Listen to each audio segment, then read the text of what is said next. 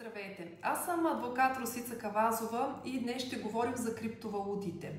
С все по-нарастващият интерес към криптовалутите като биткоин, етериум и други дигитални активи, все повече физически и юридически лица започват да търгуват, да инвестират или да приемат плащания в крипто.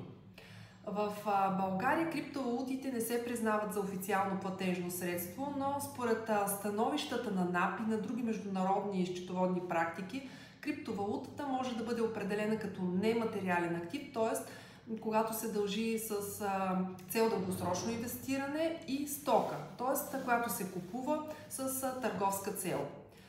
Много важно е да знаете, че физически лица, които търгуват с криптовалута, дължат 10% данък върху печалбата от продажбата на криптовалутата, която декларират в годишната си данъчна декларация.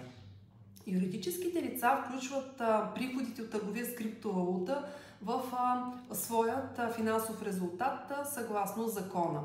Не се дължи ДДС върху обмена на криптовалута в фиатна валута.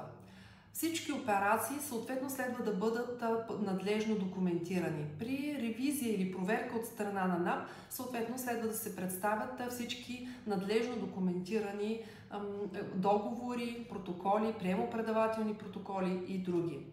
Осчетоводяването на криптовалутата изисква внимание към детайла, добра комуникация между счетоводен и правен отдел.